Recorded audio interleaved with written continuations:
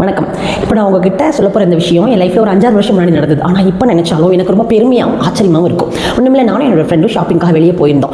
அப்போ 2 பேர் திரும்பி வந்துட்டு இருக்கும்போது என் ஃப்ரெண்ட் தான் வண்டி ஓட்டிட்டு வராங்க, நான் பின்னாடி உட்காந்துட்டு வரேன். எங்களை தாண்டி ஒரு 17-18 வயசில் ஒரு பையன் வந்து ரொம்ப ஸ்பீடாக வண்டி ஓட்டிட்டு வந்துட்டு எங்கள் முன்னாடி நிப்பாட்டிட்டு இறங்கி வண்டியிலேருந்து என்ன பார்த்து, ஏய் உன் ட்ரெஸ் அட்ஜஸ்ட் பண்ணு அப்படின்னா, என்னடா ஏதோ சொல்கிறானே அப்படின்னு சொல்லிட்டு நான் டக்குன்னு பார்த்தா, அன்னைக்குன்னு பார்த்து நான் குர்த்தியில் பின்னாடி ஜிப் போடுற மாடல் குர்த்தி போட்டிருந்தேன்.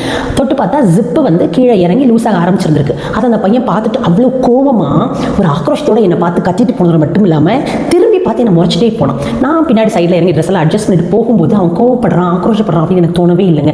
உண்மையாகவே அவனுக்கு என்ன பார்த்தா ஒரு அம்மாவா, ஒரு தங்கையா, அக்காவா, இல்லை அவனோட குடும்பத்தில் ஒருத்தரா தெரிஞ்சவங்களை நான் ஃபீல் பண்ணிட்டு இருக்கணும். அவன் அந்த கோவத்தை என்கிட்ட வந்து காமிச்சிட்டு போனான். ஏன்னா அந்த ரோட்டில் எனக்கு கிராஸ் பண்ணி போனவங்க நிறைய பேர் இருந்தாங்க. யாருமே அதை நோட்டீஸ் பண்ணாங்களா இல்லை பண்ணியிருந்தாலும் சொல்லலையே எனக்கு தெரியல. ஆனால் என்னோட ஃப்ரெண்டுக்கு இருந்தது 2 ஆம்பளை பசங்க, 2 பேருமே ட்வின்ஸ். அப்பா அவ சொன்னா, டே நான் வளர்த்தா இந்த மாதிரி தான் என் பசங்களை வளர்க்கணும் அப்படின்னு சொல்லி. உண்மையிலேயே நான் பெருமையாக சொல்கிறேங்க, அவங்களோட அம்மா யாருன்னு எனக்கு தெரியாது. ஆனால் இப்போ நினச்சாலும் அவங்க அம்மா நினச்சி நான் ரொம்ப சந்தோஷப்படுவேன், ரொம்ப பெருமைப்படுவேன். அவங்க அம்மாவுக்கு தேங்க் பண்ணவும் கடமைப்பட்டிருக்கேன். பொன் குழந்தை வளர்க்குறது அப்படிங்கிறது ரொம்ப பெரிய கடமையாக நினச்சாலும் ஆம்பளை பசங்களை கரெக்டாக வளர்த்துட்டோம்னு சொன்னால் அந்த பொன் குழந்தைக்கான மரியாதையும் மதிப்பு தானாக கிடைக்குங்கிறது இந்த விஷயம் மூலமாக நான் தெரிஞ்சுக்கிட்டேங்க. அது உங்ககிட்ட சொல்லணும், அதுவும் இந்த மாதிரி சுச்சுவேஷனில் அப்படின்னு நினச்சி தான் இந்த பகிர்வு.